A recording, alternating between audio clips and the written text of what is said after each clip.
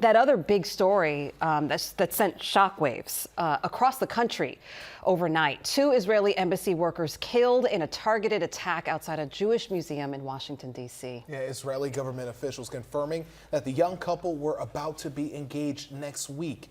It is senseless and tragic, and police departments nationwide are now on high alert because of it. All right, so a lot of people woke up really shaken today by this information, particularly here in New York City. We are home to the largest Jewish population outside of Israel. If you didn't know, that is a fact. Team coverage, because there's a lot of things to break down this morning. So let's just start with what we know. Look, you can see Phil's ready to go. Pierre Thomas is here.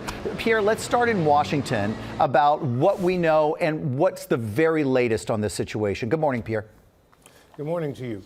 Well, the situation here is still unfolding, but they have a suspect in custody. And at 9 o'clock last night, roughly, suspect walked into the facility after having allegedly shot 2 people who had been at a Jewish museum celebrating Jewish heritage. He shot them in cold blood, our sources are telling us. Okay. Police have confirmed that, shot them at close range. Then went inside and began to talk to people inside the museum. And it's what he said that has given police the clearest indication of a possible motive.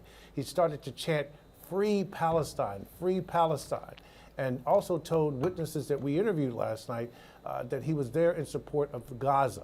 So now the investigation is unfolding. The FBI has been doing searches around the country, including at a residence or some location in Chicago tied to the suspect, who is believed to be from Chicago. Overnight, shots outside the Capitol Jewish Museum near the FBI's Washington, D.C. field office, killing a young couple with plans to marry, Yaron Lashinsky and his girlfriend, Sarah Milgram.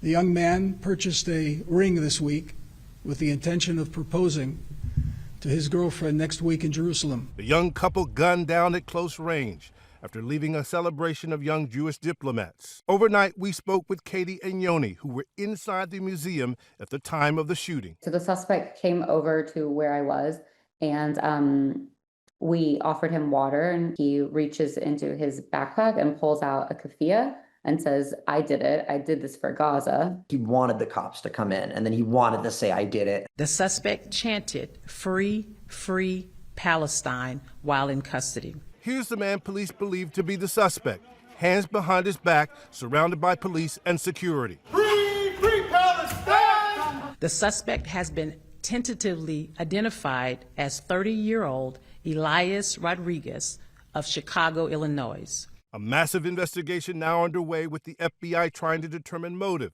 and whether there are any ties to terrorist organizations. This tragedy is a painful reminder that we're in a heightened threat environment. Sources telling me it remains perhaps the most dangerous threat environment since 9/11. Pierre Thomas, live from Washington. Thank you so much, Pierre. Just seeing those victims, they're so young. That young couple, so much life ahead of them. Absolutely. Pierre, appreciate it. Here in New York, the NYPD is also on high alert. We're talking increased police presence in and around religious sites and cultural institutions, high visibility patrols, counterterrorism officers. You're going to see them all throughout the city. Yeah, because whenever anything like this happens, everyone else has to prepare for the possibility of copycats. Yes. Or was it more organized than it appears to be? Rebecca Weiner, the NYPD Deputy Commissioner for Intelligence and Counterterrorism.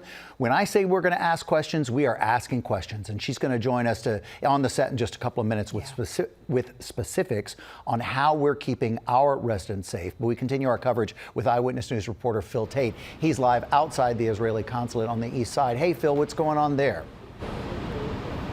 Yeah, well, following this deadly incident outside of that Jewish museum here at home, out of an abundance of caution, the NYPD is bolstering up security outside of Jewish institutions, including right here outside of the Israeli consulate. This is the look that we'll see here, as well as other places here in our city, from synagogues and religious sites. And this is all in light of last night's recent events. Now, local law enforcement aiming to protect Jewish New Yorkers. While there is no known connection to the tragic incident, the NYPD already a step ahead Now, there's been a ton of reaction pouring in on social media from local leaders, from Mayor Adams saying in part, quote, he's devastated by the senseless killing outside the Capitol Jewish Museum in Washington, D.C. We're keeping the victims in our prayers and have directed the NYPD to increase security at sensitive locations for the Jewish community here in New York City. Minority Leader of the Senate, Chuck Schumer, also speaking out, taking to social media, saying in part, quote, he's closely monitoring the shooting at the Capitol Jewish Museum in D.C. This sickening shooting seems to be another horrific instance of anti-Semitism, which, as we know, is all too rampant in our society. Now, while there are so many questions left about why all of this happened here at home, this is much of what we'll be seeing throughout the day as the NYPD will be bolstering security outside of these places here in our city. We're on the east side this morning. I'm Taitt, Channel 7 Eyewitness News.